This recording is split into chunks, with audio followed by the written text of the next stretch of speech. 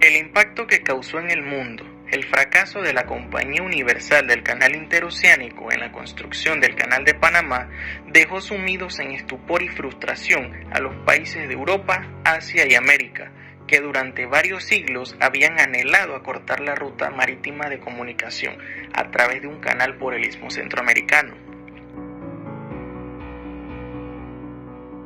Para los ingenieros y operarios franceses que se trasladaron a Panamá con el fin de realizar su sueño, la operación se truncó en una faena de resistencia y coraje. Fue para el equipo francés una batalla contra la roca granítica del suelo y las enfermedades tropicales como la malaria y la fiebre amarilla.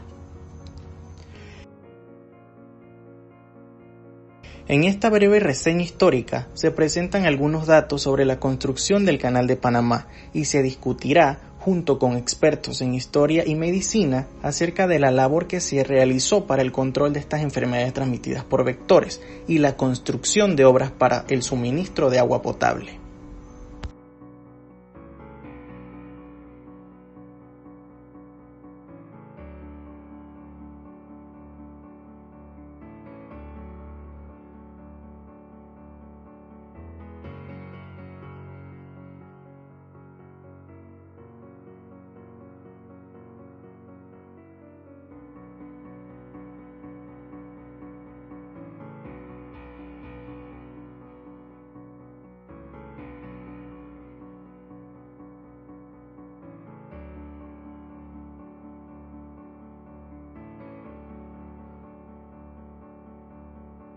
Salud pública y saneamiento en la zona del canal. Un recuento histórico. Capítulo 1. La experiencia francesa contra las enfermedades.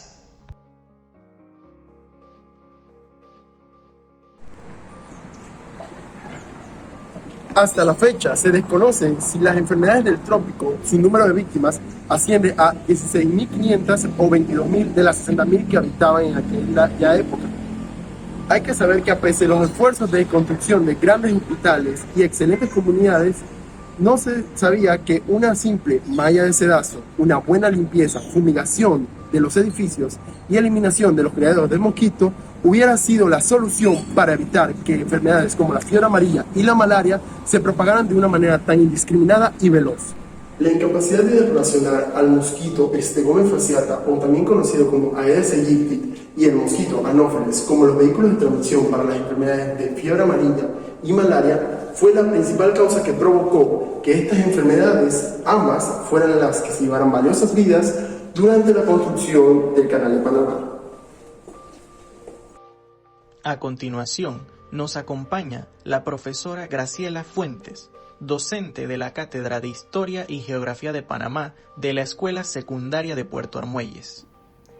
Cabe destacar que en el Hospital Francés en Ancón se pensaba que la muerte de muchas personas era debido a que una gran cantidad de arrieras entraban a los cuartos de los hospitales. Allí trabajaban médicos, enfermeras y monjas. Esto, por falta de conocimiento, los funcionarios lo que hacían era poner tazas de agua en las patas de la cama, pensando que esto era lo que provocaba la muerte de muchas personas. Por falta de conocimiento no fue así, sino que los mosquitos, es decir, eran sus viviendas porque ponían sus huevos allí y eso se proliferaba y además ellos picaban a las personas. Entonces, no se sabía por qué había tantas muertes, pero con el tiempo se descubrió que las arrieras no eran las culpables de la pérdida de vidas humanas.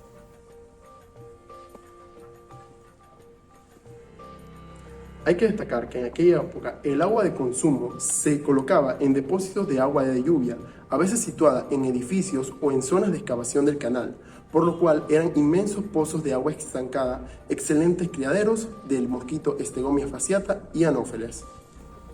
Que existían lo que eran los pozos de agua donde los mosquitos se proliferaban en gran manera.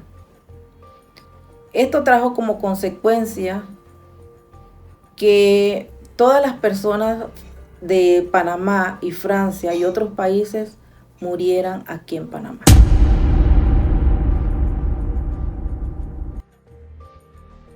Capítulo 2. El ejemplo cubano. El fracaso rotundo de la compañía francesa no se debió al azar y el hecho sorprendió a muy pocos de los que conocían la realidad en torno al proyecto. Tampoco se debió al azar el que Estados Unidos de América optara por asumir las obras de construcción del Canal de Panamá, ni que William Crawford Gorgas escribiera desde La Habana al general Sternberg, cirujano general del Ejército de Estados Unidos, las siguientes palabras: si pudiéramos proteger a los obreros que han de participar en la construcción del canal, como hemos protegido a los habitantes de La Habana, podremos construirlo sin las enormes pérdidas de vida que sufrieron las fuerzas francesas. ¿Qué labor específica se había realizado en La Habana para que Gorgas señalara ese ejemplo como modelo para ser imitado? La ciudad de La Habana había sido foco de exportación de la malaria y de la fiebre amarilla durante 400 años, de modo que el saneamiento debía ser factor decisivo en el programa de ocupación de las Fuerzas Armadas de Estados Unidos. Por eso se designa al médico militar Walter Reed para que presida la comisión que habría de conducir las investigaciones para la erradicación de la fiebre amarilla en ese país. Así se confirma que Stegomyia fasciata es el verdadero y único transmisor de la enfermedad. En 1880, el médico militar Alfonso Laveran fue quien descubrió el parásito de la malaria, y entre 1885 y 1894, los científicos María Chavi, Rose, entre otros, fueron quienes descubrieron y clasificaron el mosquito Anopheles. Ahora, para entender un poco más acerca de las enfermedades que azotaban la zona de construcción del canal, contamos con el experto en el área, el doctor César de Gracia, médico internista e infectólogo y docente de la Facultad de Medicina de la Universidad Autónoma de Chiriquí. Muy buenas tardes, doctor de Gracia, médico en medicina interna e infectólogo. Bueno, acá nos va a estar apoyando con algunas notas de gran relevancia acerca de las enfermedades tropicales y la relevancia de estas en la construcción del Canal de Panamá para el siglo pasado. Como primera pregunta, ¿cómo un área tan selvática como lo es Panamá tenía tantas enfermedades en aquel entonces? Sí, bueno, precisamente en las áreas selváticas pululan los insectos, que son los vectores de las enfermedades tropicales.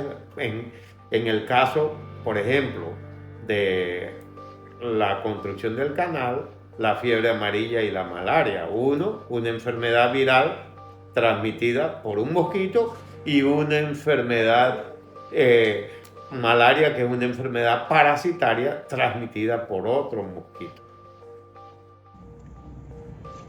Si bien es cierto, a Walter Reed se le otorga la gloria por haber descubierto el transmisor de la fiebre amarilla. Sin embargo, el cubano Carlos Freiland y el doctor William Gorgas es a quienes se les da el éxito por haber eliminado la fasciata de La Habana y pocos años más tarde en el Istmo de Panamá. ¿Por qué las enfermedades tropicales como la fiebre amarilla y la malaria fueron tan mortales en la época? Fueron mortales en la época porque no se conocían ni cómo se transmitían ni cómo se controlaba.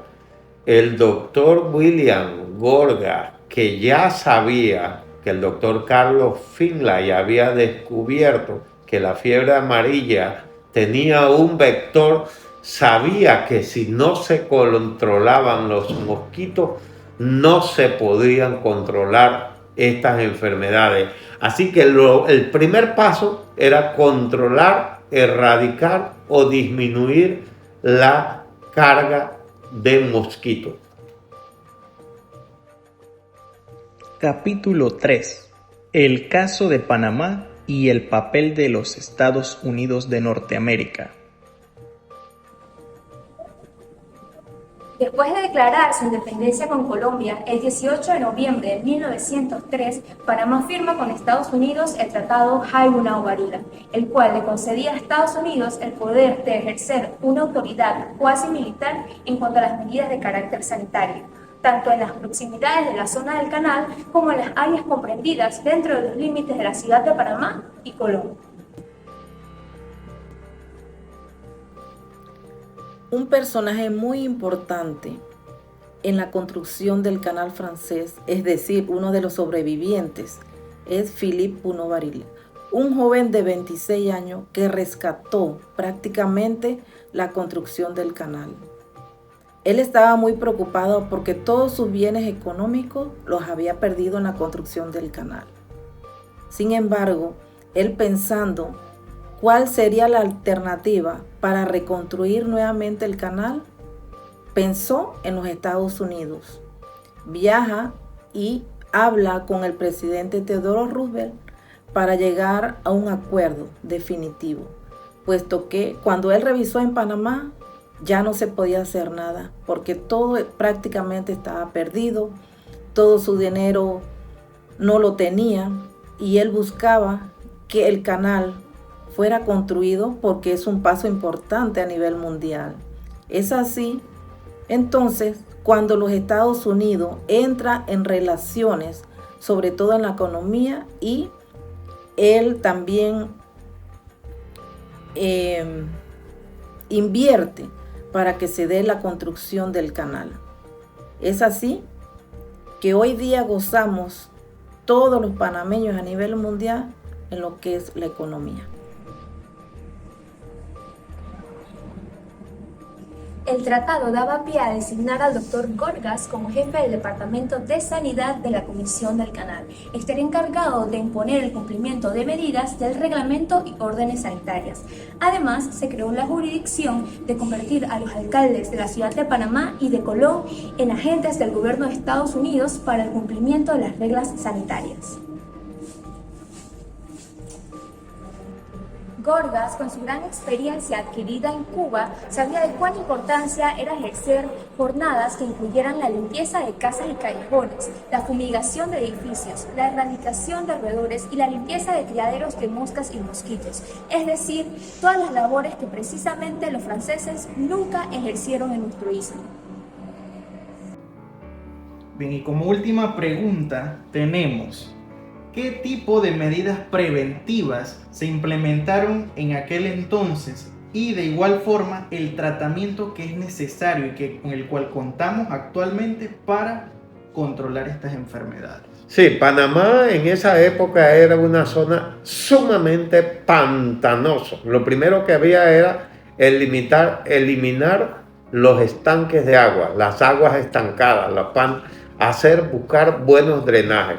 Luego, los mosquiteros y las mallas metálicas que se tuvieron que implementar para eliminar las picaduras de mosquito. Y aquí en Panamá se trajeron una carga espantosamente, inmensamente grande de repelentes, de desinfectantes y de venenos para matar los mosquitos. Con eso se controló la malaria y se controló la fiebre amarilla, sin lo cual no se hubiera podido construir el canal. Asimismo, para lograr la erradicación de Estegomia fasciata era preciso acabar con los depósitos de agua en las casas y mejorar ciertos hábitos de higiene de la población panameña, mientras se construyera un sistema de agua en tuberías que las llevara a las casas y a los edificios en las ciudades de Panamá y Colón. Paralelamente a los estudios realizados para la erradicación de Estegomia fasciata, conocido actualmente como Aedes aegypti, se creó en el istmo una campaña antimalárica para la erradicación del mosquito Anófeles. El Gorgas designó para esta tarea a un antiguo subalterno, el inspector sanitario Joseph Leprise, quien ya había realizado previamente esta campaña en La Habana, Cuba. Capítulo 4. La creación de distritos sanitarios. Un hecho ya comprobado en La Habana era la necesidad de crear distritos sanitarios para medios suburbanos y semirurales. Por este motivo, se dividió el área de la campaña antimalárica en distritos sanitarios, que se ajustarán a las necesidades del caso. Gorgas refiere que cada uno de estos distritos estaba a cargo de un inspector sanitario, el cual, a su vez, tenía bajo sus órdenes a un cuerpo de 20 a 100 obreros con asistentes y capataces de acuerdo con el número de habitantes del área.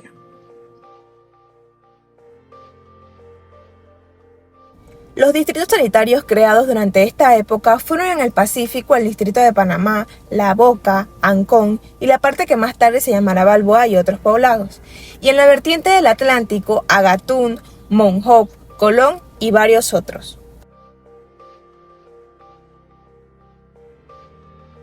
Como en el área de Portobelo se encontraba la cantera de donde se obtenía la roca para las construcciones de las esclusas de Gatún y otras obras de concreto en el sector atlántico, fue preciso designar a esta ciudad y a nombre de Dios como otro distrito sanitario para proteger al personal del canal encargado de la operación de la cantera, así como al personal ubicado en nombre de Dios, de cuyas playas se extraía la arena para el concreto que se utilizaba en las obras de ese sector del canal. Dentro de los 25 distritos quedaron incluidas poblaciones y campamentos cuyos nombres han desaparecido hoy, pero que fueron centros de gran actividad en los días de la construcción del canal. Por ejemplo, Emperador, Las Cascadas, Gorgona, Bohío, Juan Grande, San Pablos y otros, situados a uno y otro lado de la línea, o sea, el área de construcción de la vía interoceánica. En la labor de erradicación de anófeles y estegomía fasciata de estos distritos sanitarios, se hicieron célebres las cuadrillas de fumigación del coronel Gorgas y no son de sorprender las protestas y resentimientos que surgieron a raíz de las incomodidades que esta tarea causaba a los habitantes de Panamá y de Colón. Sin embargo, Gorgas escribió en su informe de 1908 las siguientes palabras. Hace 3 años que no se ha producido un solo caso de fiebre amarilla en el Istmo. El último ocurrió en 1905.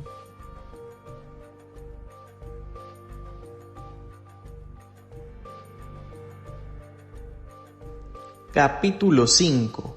El abastecimiento público de agua.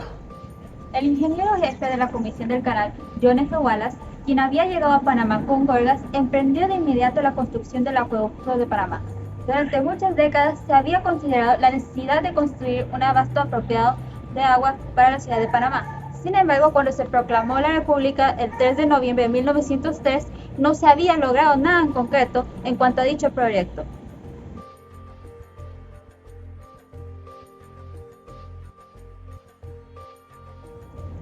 En el cumplimiento del Tratado Heywood-Naubaría, Estados Unidos se comprometía a realizar la construcción de acueductos y alcantarillados en Panamá y en Colón, y la República de Panamá se encargaba de sufragar su costo durante un periodo de 50 años.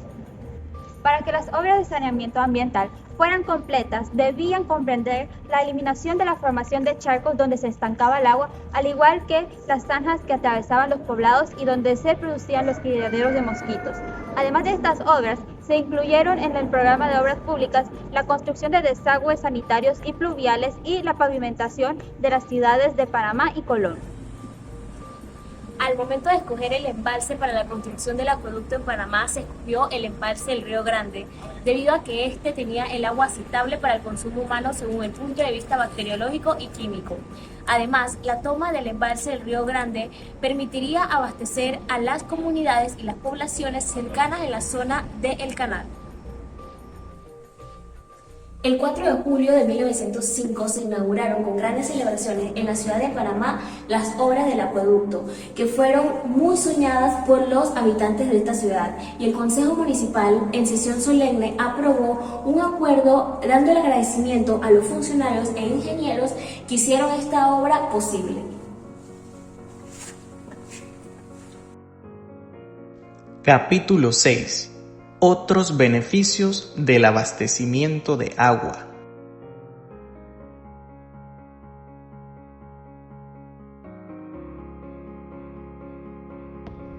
La realización de las obras sanitarias originó un gran desarrollo en las ciudades de Panamá y Colón, y este crecimiento hizo imperativo la construcción de obras permanentes para satisfacer las demandas inmediatas y futuras de una y otra ciudad.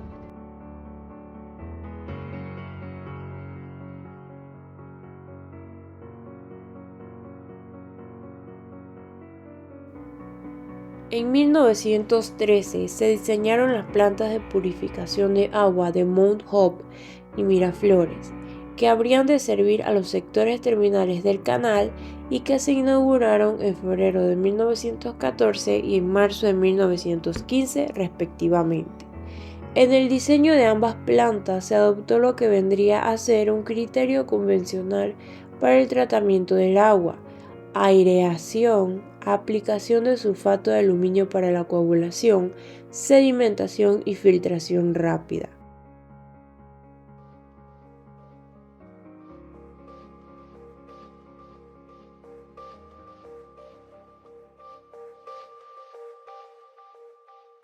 Otra práctica novedosa que en aquellos años era motivo de amplia discusión y análisis consistía en la aplicación de cloro al proceso de purificación del agua. Esta práctica, que en aquel entonces solo se utilizaba en las grandes ciudades de Estados Unidos, se aplicó por primera vez en América Latina en las plantas de Miraflores y de Mount Hope, con el fin de asegurar una potabilidad efectiva del agua y de prevenir cualquier tipo de contaminación posterior en el sistema de distribución de la ciudad.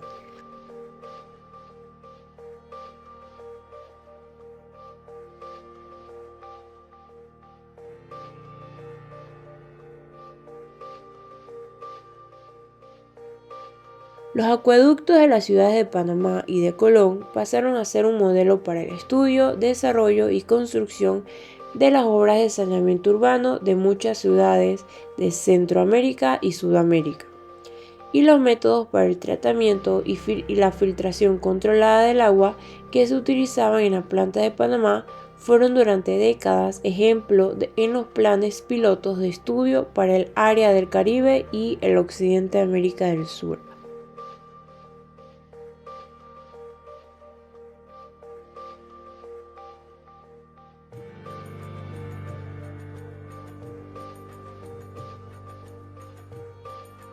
A raíz de la construcción de las plantas de Miraflores y de Mount Hope, se registra en las ciudades de Panamá y Colón un descenso en la mortalidad, sobre todo en la mortalidad infantil y en el número de defunciones por infecciones gastrointestinales. Disminuye también la amebiasis, ya que la filtración del agua a través de la arena elimina en forma óptima los quistes de entamoeba histolítica.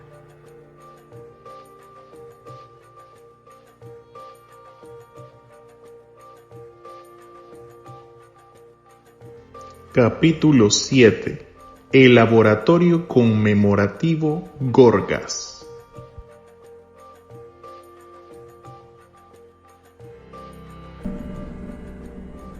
Gracias a individuos como William Gorgas y George Bunker, Panamá fue desde el principio del siglo un centro de experimentación de enfermedades tropicales.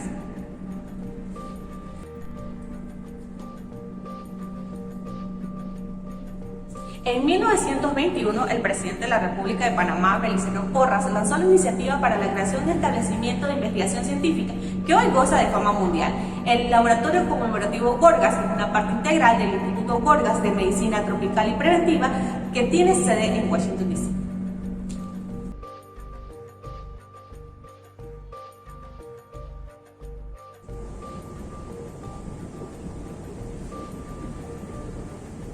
Su área de investigación como laboratorio abarcó el tratamiento de problemas de la medicina tropical, que a su vez podía solucionar problemas sanitarios en Panamá. Han realizado investigaciones de control y prevención de enfermedades parasitarias como malaria, enfermedad de Chagas, así como enfermedades producidas por arbovirus y retrovirus. Dentro del instituto existe un banco de sueros con una cantidad estimada de 50.000 sueros. También posee una biblioteca alrededor de 1.139 publicaciones hechas por investigadores del instituto. En 1990 fue traspasado al gobierno panameño y pasó a ser una unidad ejecutora del Ministerio de Salud. En 1994 fue cambiado su nombre a Centro Conmemorativo Gorgas de Información e Investigación y en 1997 recibe su nombre actual de Instituto Conmemorativo Gorgas de Estudios de la Salud. Creo que es una investigación interesante esta que están haciendo ustedes. El Gorgas ha participado por todos los tiempos en investigación en este país y el Gorgas tuvo que ver muchísimo con los problemas que hubo desde el principio de la época del canal. Bueno, fue Gorgas justamente el que inició esta investigación en 1905 o 6, después que Finlay en el 900 hizo la investigación sobre los mosquitos. En este país, inicialmente, los problemas básicos eran fiebre amarilla y malaria. Pero la malaria llegó a quitar de en medio incluso a la gente que vino de Francia a construir el canal. Creo que hubo más de 3.000 muertos de los que vinieron a hacer el canal, de los franceses. Y al llegar los norteamericanos se dieron cuenta que lo que había que hacer era un saneamiento de la comunidad, porque no es nada más el mosquito, sino también la basura. Al arreglar el asunto de la basura, el gobierno americano, con William Gorgas a cargo del problema sanitario, lograron combatir la fiebre amarilla, que era lo que más mortalidad causaba, especialmente en la gente que vino a construir, porque los panameños, los locales, tenían cierto grado de inmunidad en ese tiempo por el asunto de la fiebre amarilla. Y si no me equivoco, creo que el último caso de fiebre amarilla es el tiempo que fue en 1905, ¿no? Y después de eso se han hecho investigaciones con gente que incluso conocemos. Algunos fueron profesores míos, el doctor Herrera, que era un patólogo famoso de la Facultad de Medicina, investigaba el mosquito, no el mosquito, el virus, y también la doctora Rodaniche, que es mi profesora de microbiología, participó en la investigación del virus. Se ha encontrado virus, todavía hay en algunos monos selváticos, por lo que hay que tener mucho cuidado todavía y no dejar pasar la ocasión de llamar la atención sobre los efectos que en el ambiente produce el virus de fiebre amarilla y de malaria.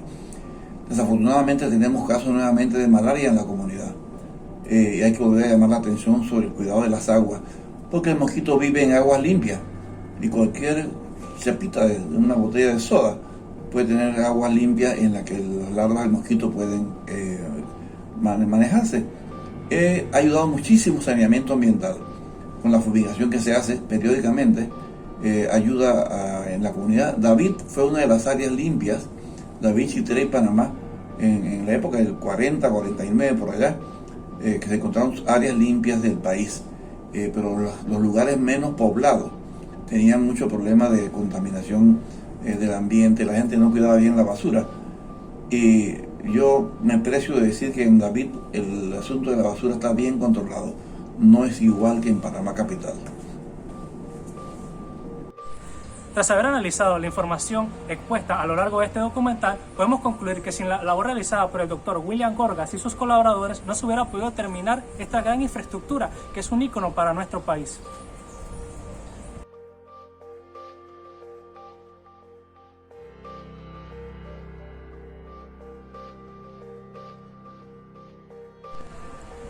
Sin lugar a dudas, sin la labor médica hecha por el doctor Gorgas, no se hubiera podido combatir e eliminar las enfermedades como la malaria y la fiebre amarilla, las cuales año con año asolaban cientos de vidas de personas que trabajaban en el canal.